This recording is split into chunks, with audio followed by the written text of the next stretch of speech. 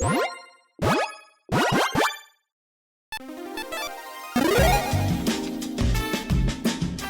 and welcome to the Commander's Quarters. I'm your host, Mitch. Glad to have you here. Here at the Commander's Quarters, we're all about Commander on a budget. Today we have an episode of Commander's 2 Cents. On episodes like these, I give you my own personal take on topics about the format in general and current news. This show and episodes like this one are possible thanks to viewers like you. If you're looking for an easy way to help support this show, make sure that you like, share, and subscribe. Also, hit that bell notification icon so you don't miss any new episodes. And while you're at it, subscribe and review our podcast as well. You can also go check out our playmats and other merchandise at thecommandersquarters.com. Another easy way to support this show is with our TCG player affiliate links. So whether you're buying a deck or individual cards, you can use this general link right here or one in the description. And the final way that you can support this show is by supporting us directly by becoming a patron. There are many benefits to being a patron, and I truly couldn't do this without all of their support. Oh, actually, old chap, this one's mine. Hello and welcome to the Commander's Quarter Millions. I, of course, am your host, Maximilian. I'll be taking over today for that peasant Mitch. He's such a peasant that he couldn't even comprehend today's episode if he wanted to.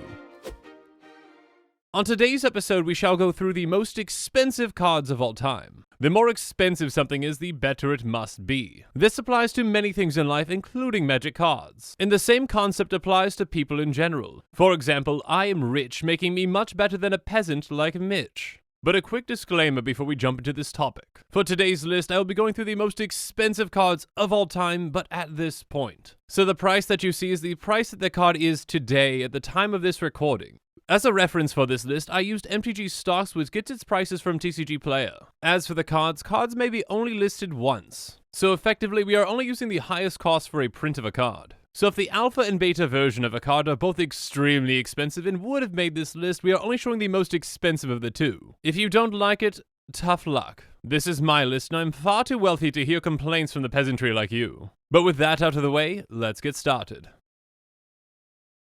As with most top 10 lists, you start from number 10. And at number 10, we've got the 10th most expensive card of all time with Time Walk. This, of course, is the alpha version, which comes in at a measly $6,500. Even though the peasantry can't afford it, it is a simple card that they can understand. It's a sorcery for 1 and a blue, and it says take an extra turn after this one. Only having to pay 2 mana for an extra turn is an absurdly powerful effect. So powerful, in fact, that this card is one of the Power 9 in Magic. Unfortunately for your Commander player, you're out of luck though. This, as well as most of the other Power 9 cards, are banned in Commander. The Rules Committee must have banned it simply because they can't afford one. How incredibly selfish of them. I've got plenty of these cards and would love to use them. There is no comparison when it comes to extra turn spells. This one simply stands above the rest. Most of the time you'll have to pay at least 5 or even 6 mana for an extra turn. So of course you can see why Time Walk is such an expensive card. I believe it goes without saying, but each and every single one of these cards on this list are also part of the reserve list. Essentially, that's a list of cards that rich people love because Wizards would never reprint them. And that means that the peasantry will never be able to afford those cards. But now let's move on to number 9 with, of course, another card from the reserve list. And the 9th most expensive card of all time is the alpha version of Underground Sea. This land comes in at $6,650. I bet you can buy land in New Jersey for less than that. Anyways, Underground Sea is one of the original dual lands. Although it has a lot of text, you can ignore that because Wizards has gotten better at writing things lately. Essentially, it's a very simple card. It's just an island swamp. And as it is both of those land types, it can tap with a blue or black mana. And good news for you Commander players out there, this one is legal in your format. And actually, if you choose not to play with this one or any of the other original duels, you are definitely a peasant. The only reason not to have this card in every single one of your decks that can use it is because you can't afford such a thing. And if you aren't using this, I bet you peasants are using shocks instead. Or you're like Mitch and you can't even afford that in your budget decks. So have some class, make more money, and buy the dual lands. But for now, let's move on to number 8. Coming in as the 8th most expensive card of all time is the beta version of the Mox Emerald. The price tag on this one is quite a bit higher than that last card at $8,500. Again, like Underground Sea, you can ignore the text on this card and just listen to what I am telling you. This is an artifact that costs 0 and it taps for green. You're welcome for explaining this card to you because you simply wouldn't understand it without me. I mean, it says mono artifact on there, and a peasant like yourself would never understand what that is. Knowledge of that term is reserved for the magic elite, such as myself. Anyways, the original Moxen are very powerful cards. Like Time Walk, they are also considered to be in the Power 9. Getting an additional free mana for nothing is quite the deal. Peasants may say that there's no such thing as a free lunch, but when you have a Mox, there definitely is. For all you Commander players out there, though, this one is banned. Again, most likely because the Rules Committee cannot afford such things. Because they can afford a Soul Ring, that's fine. But because they can't afford a Moxen, they're jealous and they ban the cards. But now let's move on to another card that they can't afford at number 7. Coming in as the 7th most expensive card of all time is the alpha version of Mox Pearl. Currently this card comes in at $8,900. This is another one of the 5 Moxen, but the white version. Again, I shouldn't have to say this again, but for the peasantry out there, I will. Mox Pearl is powerful. It is part of the Power 9. It is banned in Commander because the Rules Committee cannot afford it. It is more expensive than Mox Emerald, so it must be better. But it may or may not be the most expensive Mox out there. So now let's move on to number 6 to see if a Mox is here. And the 6th most expensive card of all time is, of course, not a Mox. It is, of course, the alpha version of Time Twister. This card comes in just under $9,000 at $8,999. So I guess with that extra dollar that you're saving, you can go buy a Wayfarer's Bauble or something. Anyways, Time Twister, like other old cards, ignore the text on it and just listen to me. It's a sorcery for 2 and a blue, and it says each player shuffles their hand and graveyard into their library, then draws 7 cards. Obviously, this is a very powerful effect for just 3 mana, and it has the distinction of being the only Power 9 card that is legal in Commander. Why that is, I have no idea. Perhaps the Rules Committee somehow got their hands on this expensive card, and they want to be selfish and use it themselves while they know the peasants can't. But again, that is mere speculation on my end. Why the Rules Committee is making any kind of decisions that they make does not concern a rich person such as myself. If I feel like playing with a banned card, I simply bribe my opponents to allow me to do so. Because again, when you're wealthy, rules truly do not apply to you. And now it's time for us to move on to number 5. And the 5th most expensive card of all time is another one of the Mox with Mox Jet. This, of course, is the alpha version, and it comes in at $9,000. That's right, Time Twister, Mox Jet beat you out by $1. Again, it is more expensive, so it must be better.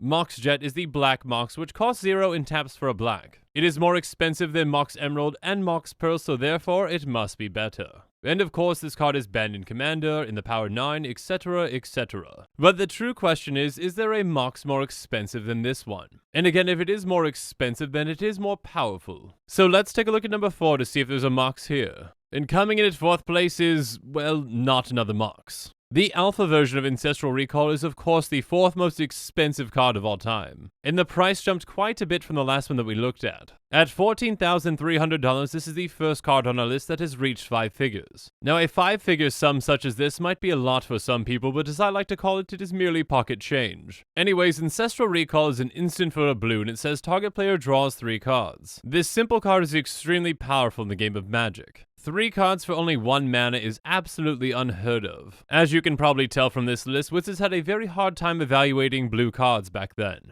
3 of the Power 9 cards are blue and none of the other colors even show up. Again, this is of course a reserve list card in the Power 9, again banned in Commander, etc, etc, blah blah. But for now, let's move on to an even more expensive and therefore better card at number 3. And with the 3rd most expensive card of all time, we finally have found the most expensive of all the Mox. And that, of course, is the Beta Mox Sapphire, which comes in at $14,999. Being able to find any of these for under 15 grand is really a deal. I, of course, will be buying multiple as soon as I am done recording this episode. Anyways, Mox Sapphire is obviously the blue version. If you weren't such a peasant, you would know what a Sapphire is and know that it is blue. But again, you know the drill, this is a Power 9 card, the Rules Committee cannot afford it, therefore it is banned in Commander. A quick note that the only Mox that was not able to make this list was Mox Ruby.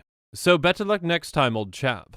But now it's time to move on to the real money cards with number 2. And the 2nd most expensive card of all time is the Beta Volcanic Island. This land comes in at $19,888. That seems like a very random number, but it is quite expensive nonetheless. This is another one of the dual lands like Underground Sea. But whereas Underground Sea was an island swamp, this one is an island mountain. And therefore, as both an island and a mountain, this can tap for either blue or red. Like Underground Sea and the other dual lands, this is completely legal in Commander. Therefore, if you're not using it as well as all the other dual lands, you are a peasant and should not be able to play. And although it is quite an expensive card, it pales in comparison to the next one. So now it's time for us to move on to number 1. And the most expensive Magic card of all time is, of course, the Black Lotus. This Black Lotus from Beta comes in at $42,000. This piece of cardboard costs nearly as much as an actual Lotus car. Anyways, it is a legendary Magic card and the most powerful Magic card of all time. As a Magic player, you should be ashamed if you don't know what it does. But because I am such a gracious host, I will read it for you. Black Lotus is an artifact that costs 0 and you can tap and sacrifice it to have 3 mana of any one color. This of course is the crown jewel of the Power 9. It of course is banned in Commander and pretty much every other format imaginable. It is restricted in Vintage, but that is a wealthy person format, so you have no need to know about that. Just know that me and my wealthy friends have a great time playing it, and you cannot. Also, $42,000 is nowhere near the most that one of these has ever been sold for. Last March, a Black Lotus was sold for much more than that at $166,000. Of course, the condition of a card affects its price, and this condition must have been pristine for that price. Just think about it, that Black Lotus literally costs more than a Lotus car. In some places, this costs more than a house. But seriously, stop and think about this. This piece of cardboard cost $166,000.